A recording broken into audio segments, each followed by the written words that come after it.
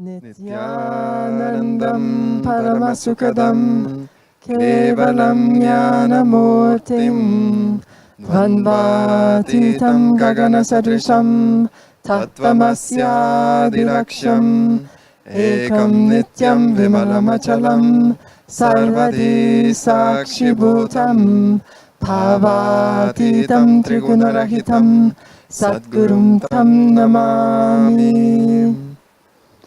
Nithyanandam, welcome to Nithyananda Leelas. I'm your host, Ma Mayatitananda, and my guest today is an old friend from Canada, Sri Nithya Mitrananda, and he's from the French-speaking part of Canada. He's from Quebec, and he and his lovely wife took me under their wing in 2010 when I first came here, and she taught me how to put on a sari, which I will be forever grateful.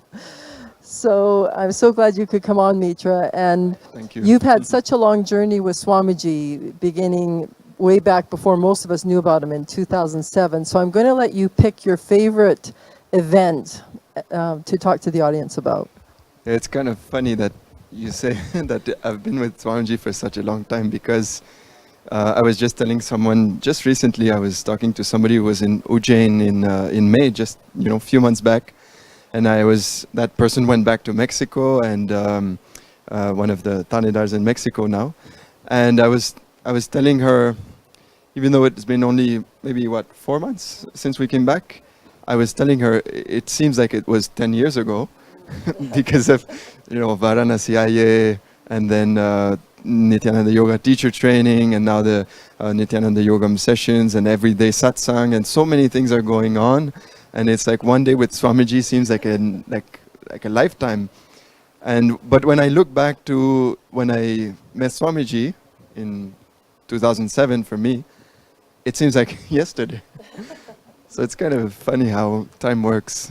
We can see how he's Calabarava, Lord of Time. Yeah. But now if I have to pick out, maybe I'll just pick out few things that just come to me like this, which maybe will inspire a few people watching. Like you said, Ma Mayatita, I'm from the French part of Canada, but back in 2002, when I finished my degree in geology, I'm a geologist by profession, and when I finished my undergrad studies in Montreal in Canada, I said, no more studies, no work, I'm going to surf. And I just took off with my backpack that time, and I didn't know when I was going to come back, and actually I never went back. So I just said, see you, and I left, and I did, fulfill one of my deep desires that I can see now. Somehow I brought this with me. I needed to accomplish something through, spending time surfing on the beaches, and I really enjoyed it in 2002, 2003, and but what I can see is that my whole life became an internal travel, like constantly reinventing myself through different settings, different decisions, but always taking me closer to a deeper truth about our existence.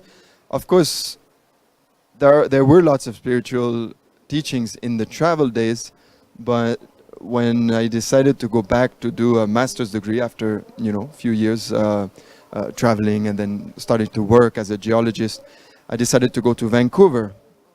I had two criteria to go back to do my master's degree. I said I'd like to go to Canada because I knew there were some funding through the government, and I wanted to go to a place where there was ocean and mountains. So where else?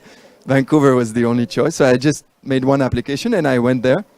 And right when I came in 2004, that was in 2004, before knowing Swamiji, I met my wife, now Ma Mitra. She's from Mexico. That's why we associate with a Spanish-speaking Sangha.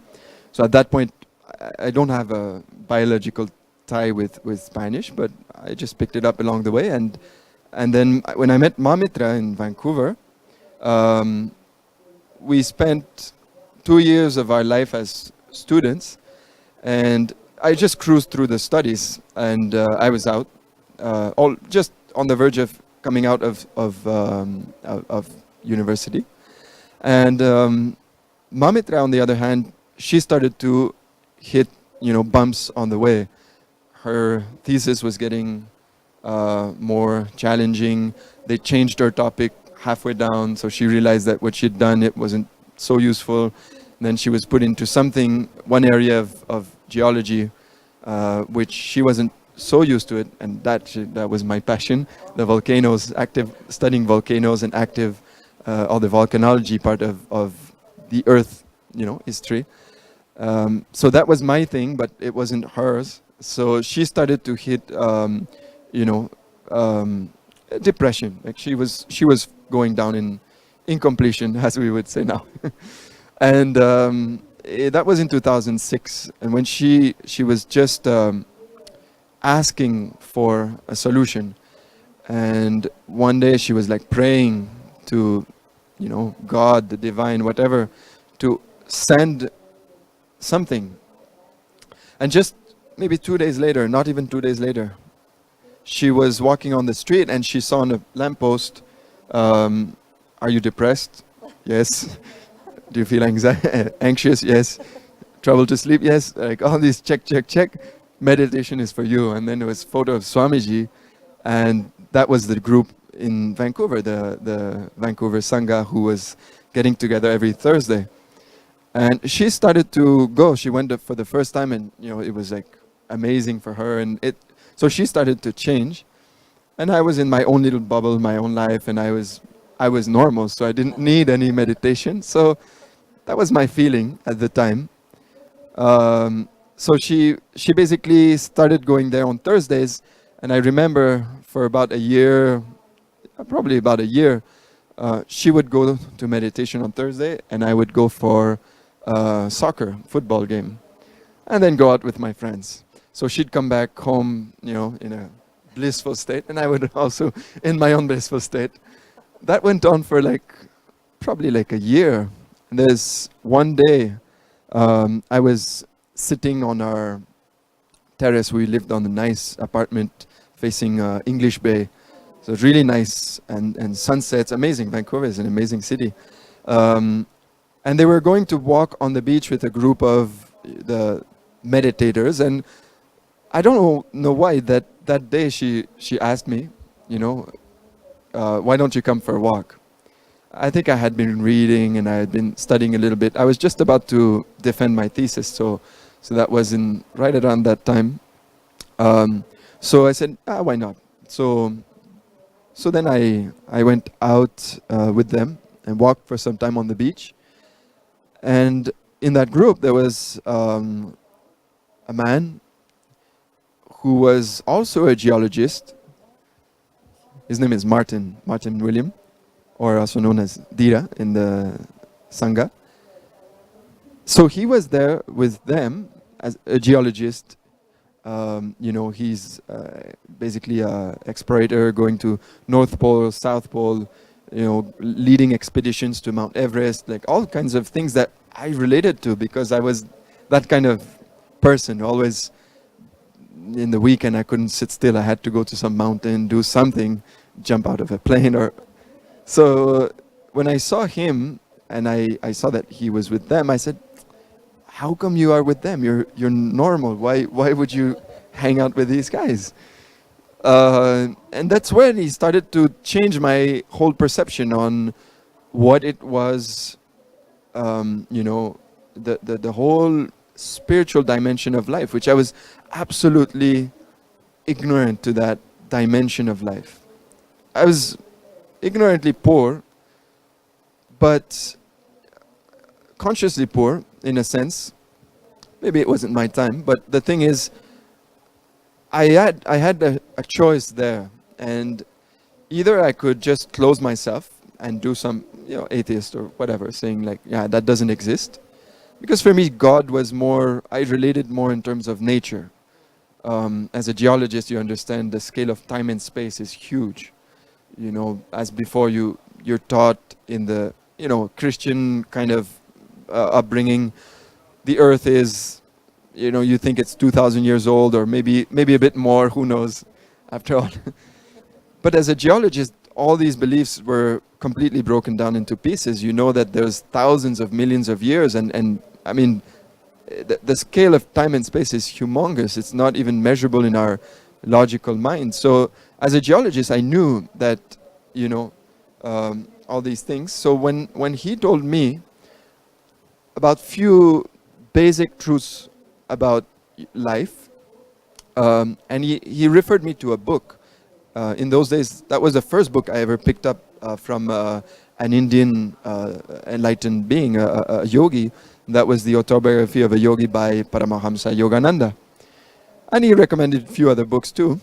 But that's the first book I picked up. And that really was a turning point for me in life. As I was reading the book, and then I started to buy a bunch of books by Yogananda and just reading. Every time I'd read and I'd like, my God, that's the way I always thought. Like, it was clicking so much. It made so much sense. It seemed like there was no depth to life. And suddenly, like, whom I had that, you know, maybe in talking about the dimensions, I could only see, you know, maybe a small dimension of breadth and length, but there was no depth to my understanding of life. And then suddenly, the whole thing started to have depth and that feeling and connecting with us as consciousness. And so I mean, it only opened up so many doors. But of course, it was not just intellectual. Very soon, I started to look into Swamiji's teachings and the techniques. In those days, there was a meditation technique that we used to practice on a daily basis. It was called Nithya Dhyaan. Probably some of the people new to the Sangha, they may not know that, but in those days, it's the Life Bliss Meditation, which I really recommend to anybody who would like to start the first time a meditation practice, or I could say meditation technique. It's such a powerful technique, and it's right around the time where I started to practice Nithya Dhyaan, more like casually, not so frequently, but at least few times a week. Definitely I'd sit down and, you know, start to experiment with that.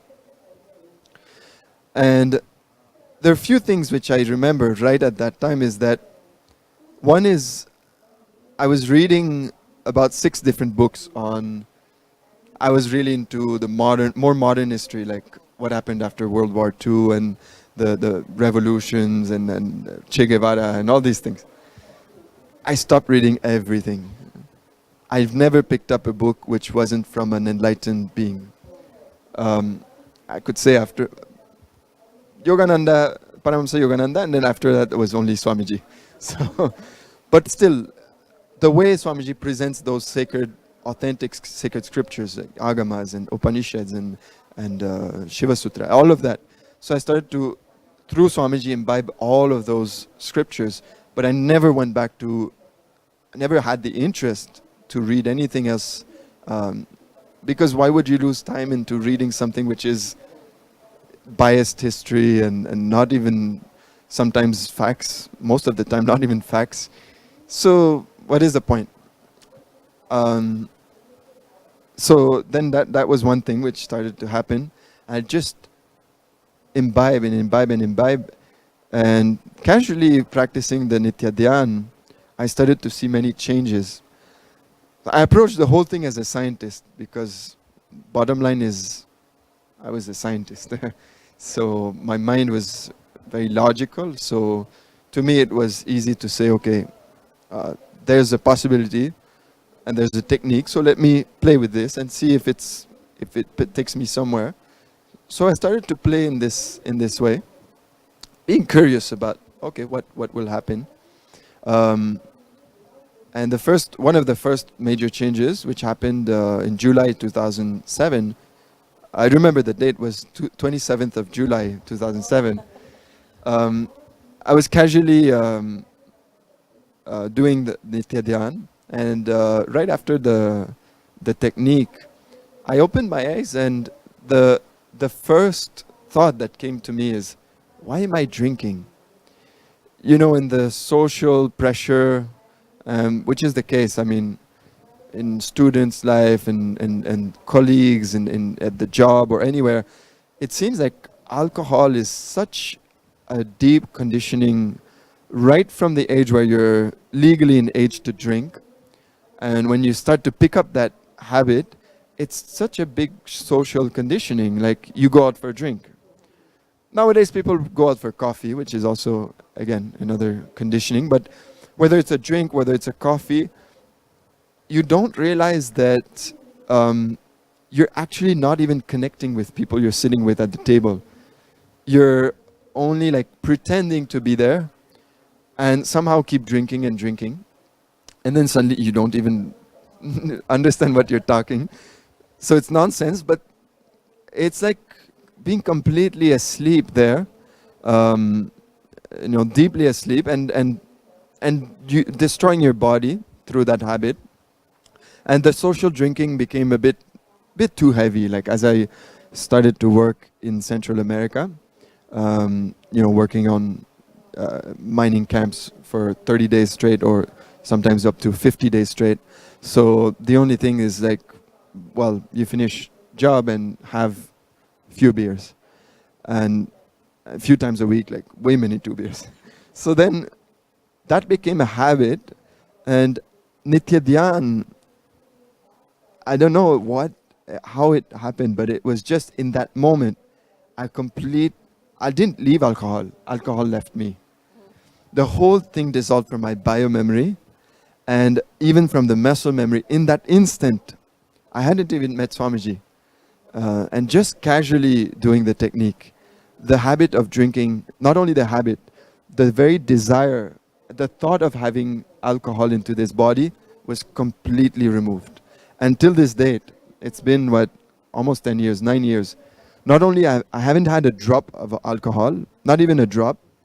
I haven't even had a thought, should I have a drink?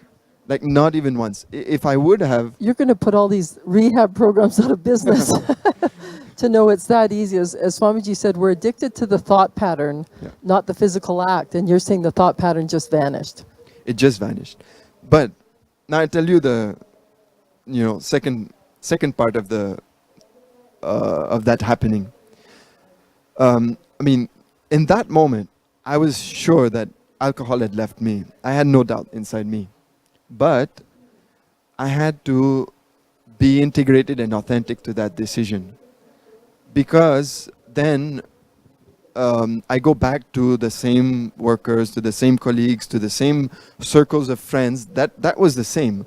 My decision was firm inside.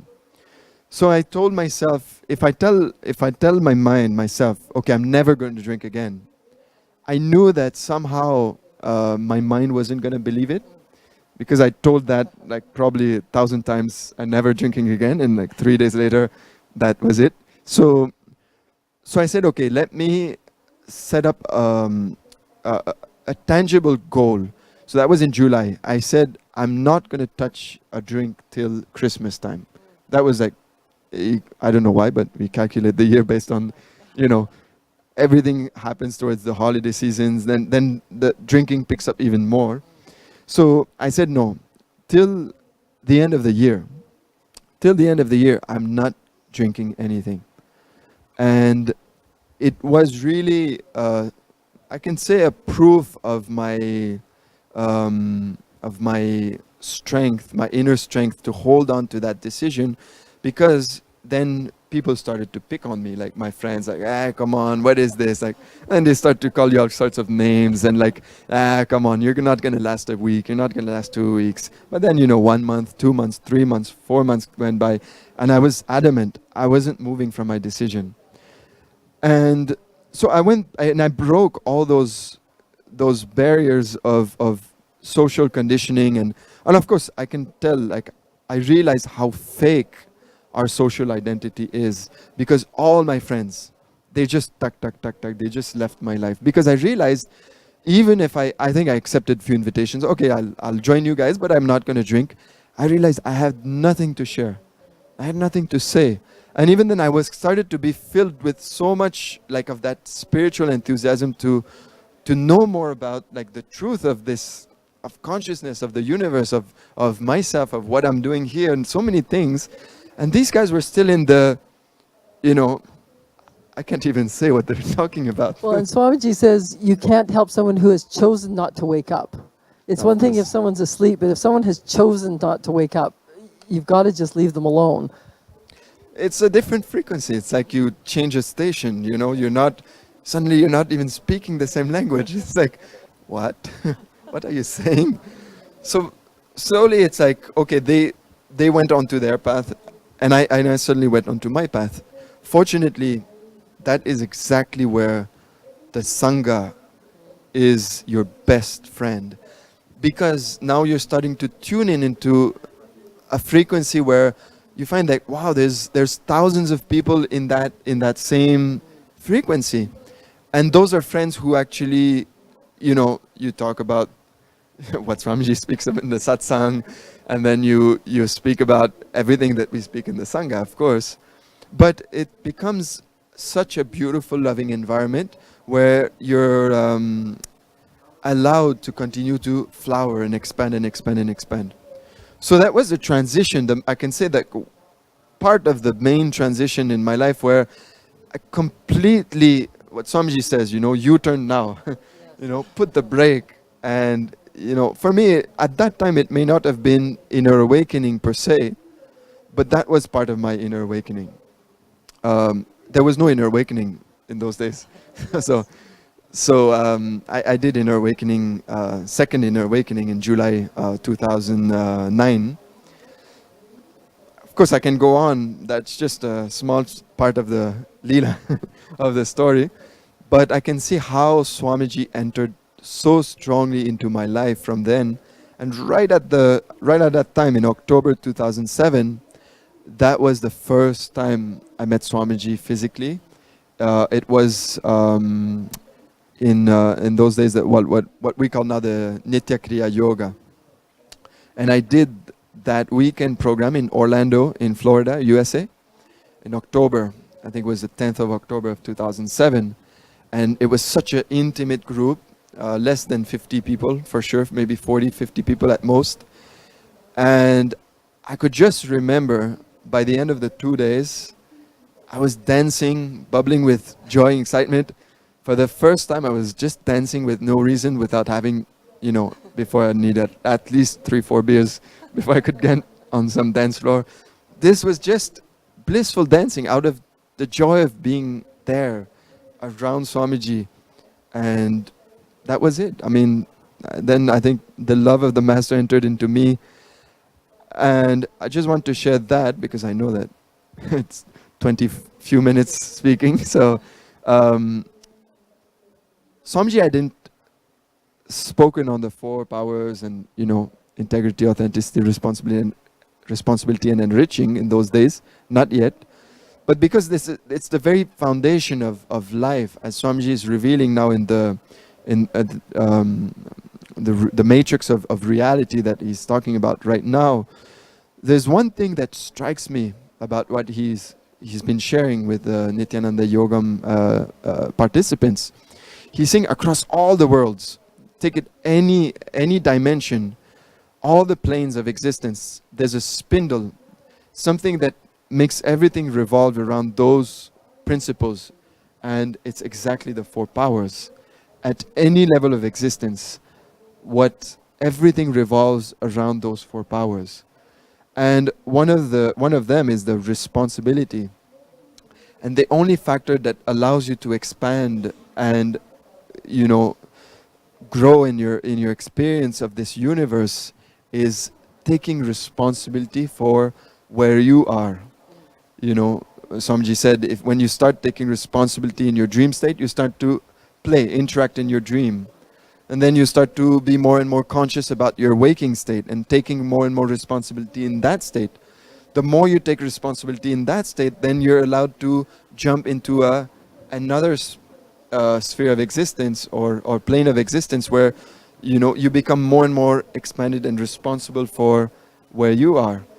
And right at that time, after that weekend program, I was sitting in Vancouver, and I still remember the thought. I was sitting it was early morning. I was having my breakfast, bowl of cereal, and I thought, whatever Swamiji is doing, let me take responsibility also for what he's doing. That was the thought that kind of made that shift happen in me, and I started to be more and more interested in doing, volunteering around the center in Vancouver, and I thought that I would go to India in 2012, because after all, the world was going to end, so perfect time to go to India and finish it. And before I knew it, not even 6 months down the line, we were here with Mamitra. We were in the Himalaya Yatra, going around the different sacred. So that was right up your alley, the mountains. Yeah, yeah. When we knew the Himalaya Yatra was happening, then we said, okay, come on, let's go. And we came here for the Nithyanandam, a 10-day program. I'm not going to go into it because now it's going to stretch too much. I think for us, we'll get you on another time as well. But all I want to say is, like, it was such a turning point where I met Swamiji and things started to speed up so fast. And even though it's been, yes, almost 10 years of my life, it's almost like time becomes irrelevant. I can even say it seems like it was yesterday. At the same time, it could have been centuries. In terms of the evolution of mind, definitely it sped up the process speeded up by, I don't even know. I can't even imagine. Well, I think the amazing thing about Swamiji landing is he has attracted scientists. My degree is in science as well, and the way he presents things is perfect for our minds because it's got the science behind it and it's provable. And I know it's given me what I couldn't find in my degree. I thought that all my answers would come from getting a degree, and they didn't. It just made it worse. So the fact that he can present in a way that any scientist can sit down and go, this is truth. I've experienced it myself. And you had mentioned something early on, and I'll just let everybody know, Swamiji has a second website. The main one is nithyananda.org. But there's a second one called meditationinsforyou.org. And the Nithya Dhyaan meditation that Sri Mitra mentioned is the exact one that hooked me as well. I was sitting in Canada I had met Dira as well, Martin Williams, and I started doing that meditation and my whole world changed. Like the energy it landed on me just from doing that one little practice was astonishing. So I encourage you all to try it. It's free. You just go to meditationinsforyou.org, and there's a lot of meditations, but Nithya Dhyaan is the one. Life Bliss Meditation works great on addictions, any of these, especially muscle memory patterns. I think it's like acid wash. So really, it's well, and I know we're getting our signal. But I gave the Nithya Dhyaan meditation CD to a woman who was letting me use her cafe for our meditation group. And she had given it to the caregiver of her husband. Her husband was bedridden with multiple sclerosis. And every day he would lay there. So he didn't even really do the steps. He would just lay there and listen to it. And it ended with Swamiji chanting Sanskrit, the Guru Puja. And she said one Sunday they were in bed together and he just got out of bed and walked into the bathroom and had a shower. And he hadn't been able to do that for 3 years. And when he came back to the room, he's like, what's wrong with you? And she goes, what are you doing? He said, I had a shower. And she says, you don't know how to do that. And he goes, oh, I guess I don't. But it wiped out that thought pattern that he was crippled. So with that happy note, we'll end with the Purna mantra. Thank you, Ma. Thank you. Thank you, Swamiji. Om Purnamada Purnamidam Purna Purnamudachyate Purnasya Purnamadaya Purnameva Vashishyate Om Shanti Shanti Shanti Hari Om Tat Sat Sarvam Satguru Paduka Paramastu Om Nithyanandam. Nithyanandam. Thank you. Thank you.